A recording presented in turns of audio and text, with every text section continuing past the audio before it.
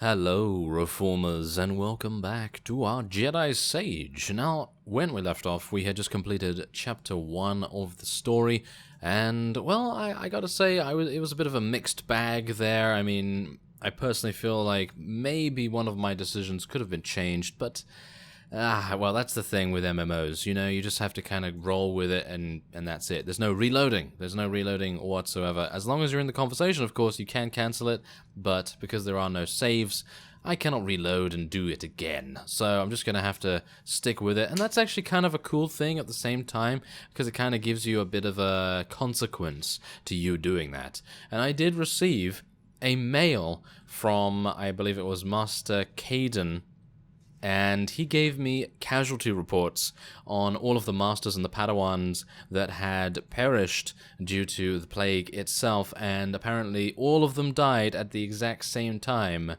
when Vivicar was slaughtered by us, of course, and there were 12 pages of casualties, so you can kind of imagine that that is kind of bad, and kind of made me feel pretty awful, but that's just how it is sometimes. You just kind of got to go with what you think at the time, and I thought it was better than just shielding him, because if we shielded him, then Tarek Morej would have just escaped. That's basically what would have happened. He would have just escaped. He would have gone on in his shade form or something. He would have gone somewhere else. I don't know, but I suppose we would have saved all of those lives at the time, but he would have been able to, well, do it again, I guess. So anyway, we're down here in the hold of our ship, and we're going to speak to Theron first, and then we're going to go and interact with the holo terminal. Ah, excellent. We have a mystery. A package was hand-delivered to the ship. No name, aside from mine. No return address. The package contained a letter on flimsiplast, sealed inside a glass capsule. Nothing else. That's simply fascinating. The capsule has a marvelously puzzling lock. I've never seen such craftsmanship. Once I get it open and read the letter, hopefully I can assuage my curiosity. This is so exciting! I wonder who it's from. Probably some old flame getting revenge on Theron. They know better than to try getting Theron's attention again. I'll get to work on this lock. If you're right, we'll know soon enough. Oh, well, maybe we'll know in this next conversation. I'd very much like to know what's happening with this. This is absolutely intolerable. I finally get that blasted capsule's lock open, and the letter inside? Pure gibberish. Jedi, you can make this all better, can't you? Listen to this. AH3, 2O, SH4. And that's just one line! Maybe you've attracted a mechanical admirer. I know my limits, Jedi. AH3. 3. Ah. This isn't a message, it's a chemical formula. And the letter itself smells strange.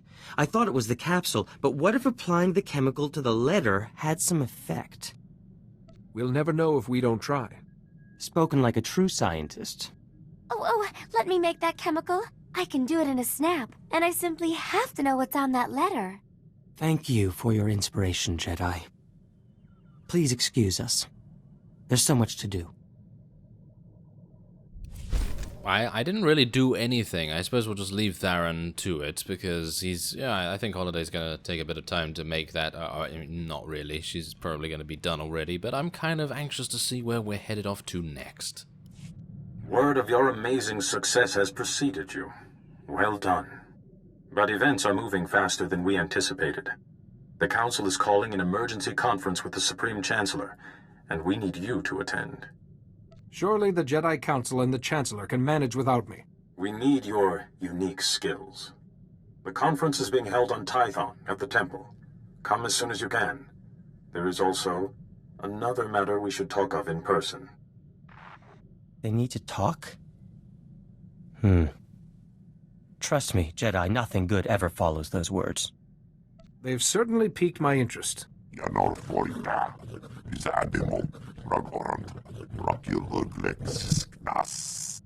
I'd hope not. But if such illustrious personages demand our presence, I suppose we shouldn't keep them waiting. The Supreme Chancellor. This is so exciting. And no time to recompile my hair.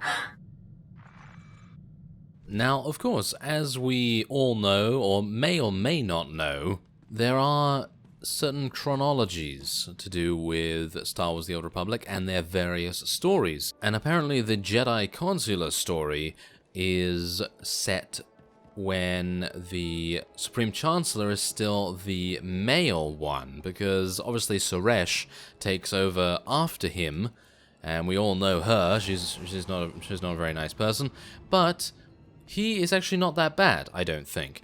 But obviously, if you've seen the Bounty Hunter series, then you'll know that we run in with him, with the Bounty Hunter, and I think they talk about him in another story, but I think that's it. So he's not really talked about that much, and you only meet him with the Bounty Hunter as far as I'm aware. I can assume that we're probably obviously going to meet him with the Consular right now, but the point is, that's obviously meaning that the Consular and the Bounty Hunter stories are set quite a bit earlier than the rest, because every single time you go down to a planet with other classes, you always see like a hologram of Suresh, and she is the Supreme Chancellor at that point. Or you will see something like, you know, Senator Suresh or something along those lines, which will indicate that she's not yet the Supreme Chancellor. I think that is actually a really cool little, you know, it's kind of a little, not an Easter egg, but it's a little bit of an extra feature there that I very much appreciate, because in an MMO like this, it's kind of difficult to add those, you know, relatively small changes, and they do make a big difference. Welcome. Supreme Chancellor, allow me to present the only living Barsenthor of the Jedi Order.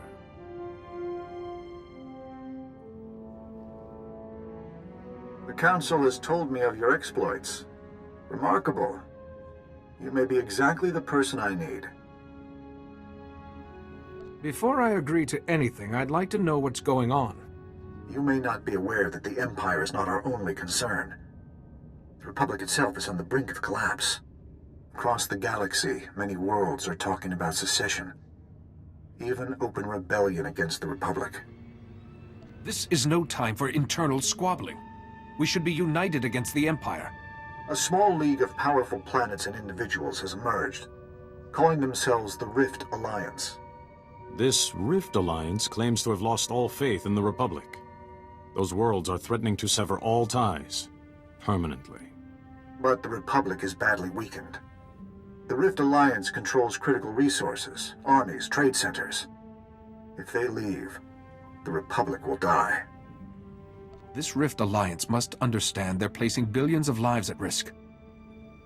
I want to assign a Jedi as my representative to the Rift Alliance. To prove the Republic takes their grievances seriously, this Jedi will be tasked with solving any problems the Rift Alliance may have to restore its faith in the Republic's strength. When I asked the Council for candidates, yours was the first name they suggested.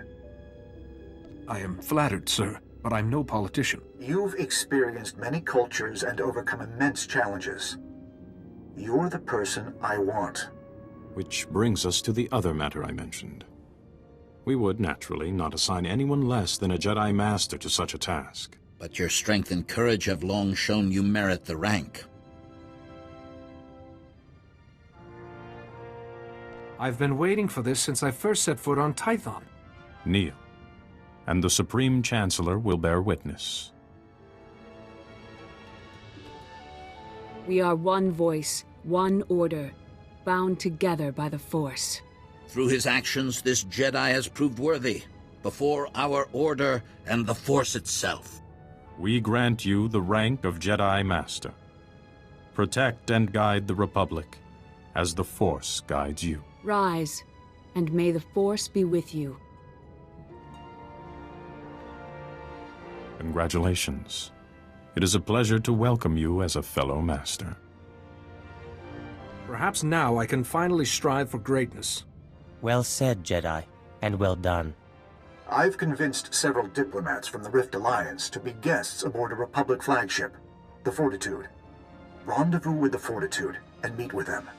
Quickly. You are now my best hope to keep the Republic in one piece.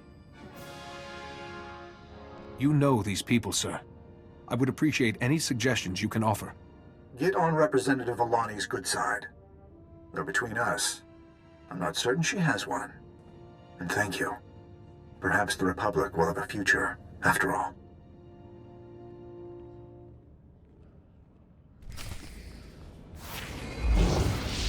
Alright, well, Representative Alani. Okay, Representative Alani. We need to make sure that we get on her good side.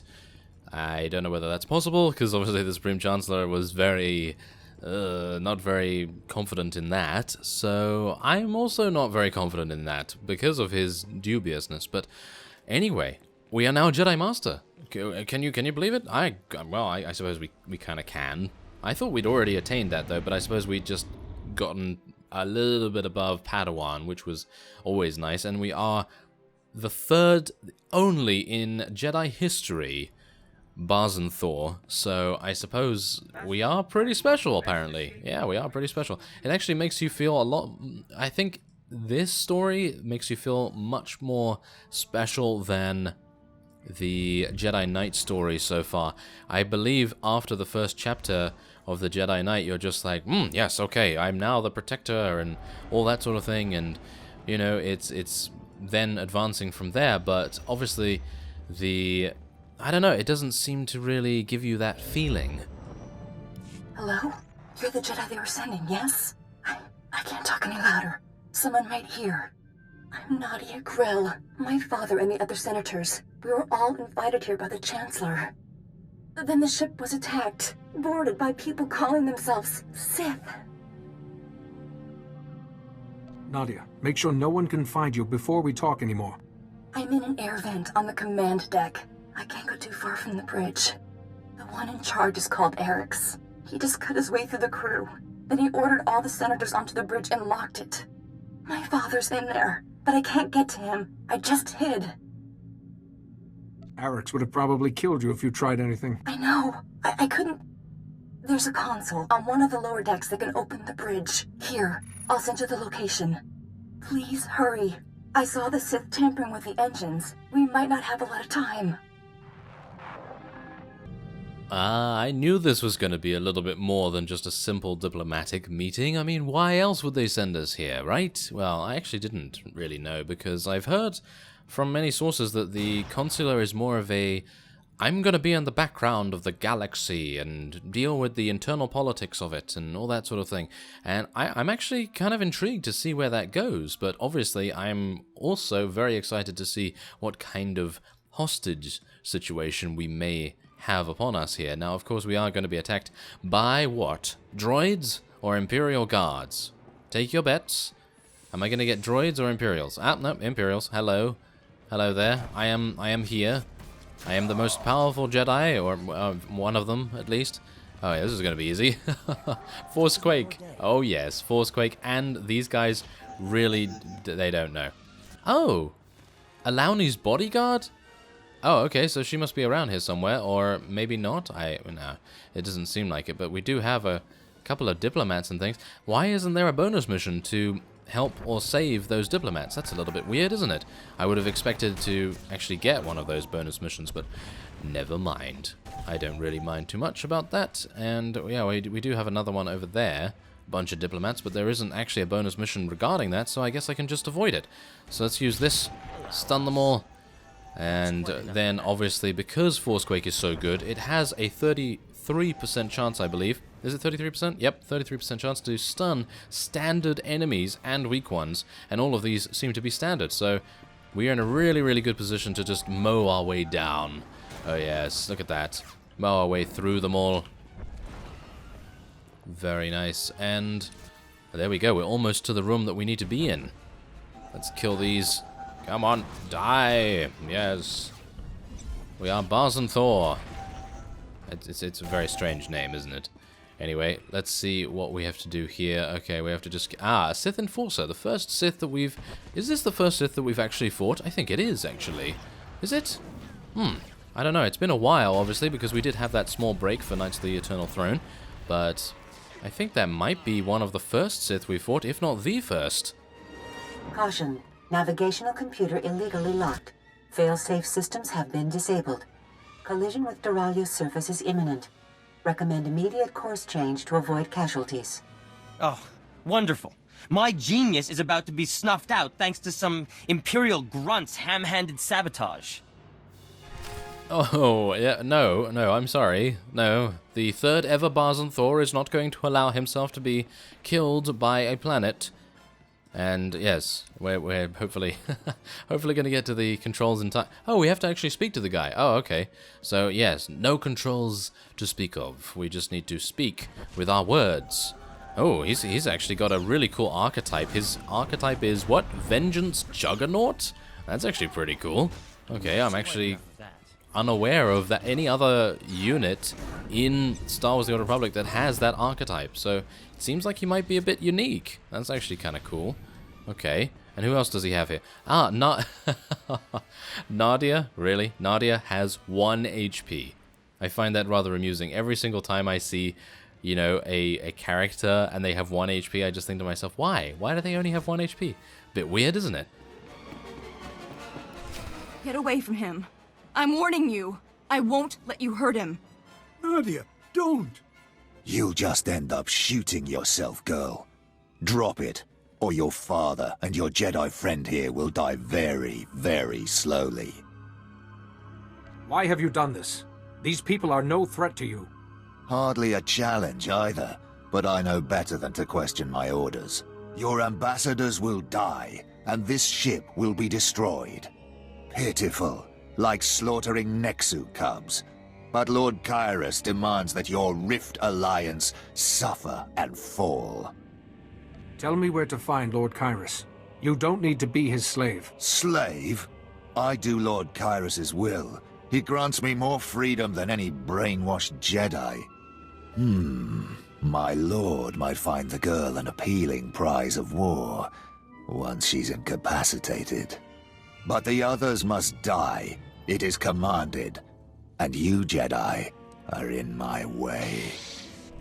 Oh, I really wanted to do a Lord Praven on this guy, but no, it doesn't seem to actually be an option, which is kind of a shame in itself. But as you can see, this is, well, relatively easy, of course. But Vengeance Juggernaut, that's pretty interesting, I've got to say. So I'm kind of happy to see that. Kind of happy to see a little bit of variety mixed in here, and Senator Grell, so obviously Nadia's father, I assume.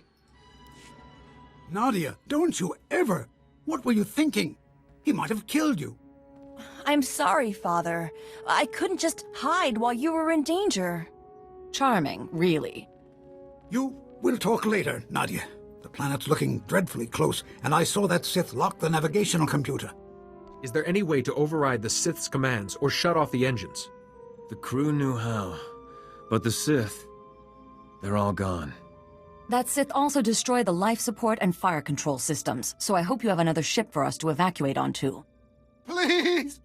I don't want to die! Shush, Places. Jedi, could we overload one of the engines to change course? We'd likely hit Duralia's moon instead, but there'd be time to escape. Just. I don't want to risk crashing on top of innocent people. No, the moon is totally lifeless. I'd never suggested otherwise. Wait! We can't do that! If we crash the ship into the moon, it'll... Tekalia srek grula boska. I want to hear what she has to say. Go ahead, Nadia. If the Fortitude crashes into Duralia's moon, it'll change the planet's tides. Whole cities might flood. But the Fortitude's thrusters still work. If we work together, maybe we could steer the ship into orbit instead. You need to take everyone to the controls right away. But we could save Duralia and the moon, and the ship could be salvaged. Can't the thrusters be controlled from here? We need to steer manually. The consoles are around the ship. I'll show you. Which Jedi? Time's short. Either we steer the ship, or you'll need to crash it into the moon. We'll each man one of the thrusters and get the Fortitude to safety. I'll stay here and guide everyone. Even I can miss a planet. It's all right, Dawn. Everyone, stay close to the Jedi until you find a console. Quick now. Oh, okay. So yeah, this is kind of cool. I like this kind of divergent questline thing, choice, doohickey. Yeah, I like it when they do that kind of thing where you just be like, oh yeah, I'd like to do this light side option and do this thing, and then it splits off, so it changes the kind of decision that you make, and it changes what you're actually going to be required to do. And I like that quite a bit, because if it was just, you know, standard stuff where they just allowed you to do something or other and it didn't really change anything, then that would obviously be kind of sad. But it's kind of nice to see that that has changed something, because, you know, then it gives us this additional path and additional action to take part in, which is always nice. So let's make our way down. We do have a bonus mission to defeat Tassandra, so let's see whether she's around here. Yes, she definitely is. She's definitely waiting for us in the next room. Alright, well, we've fought through all of the Sith so far, and Tassandra is right over there. And she is a Force Twister. What's up with all these unique names? I like it. Alright, so let's have a look. What do we start with? Well, I guess we'll just start with Forcequake to hopefully get some of those instant casts procced off already. There we go, that's a little bit easier. Ah, okay, so she's going to be much more difficult than the Vengeance Juggernaut that we fought beforehand, so I suppose that's kind of nice at least. But she is a Force Twister, which is going to make things a little bit more difficult because, yeah, as you can see, she's very powerful. Oh my.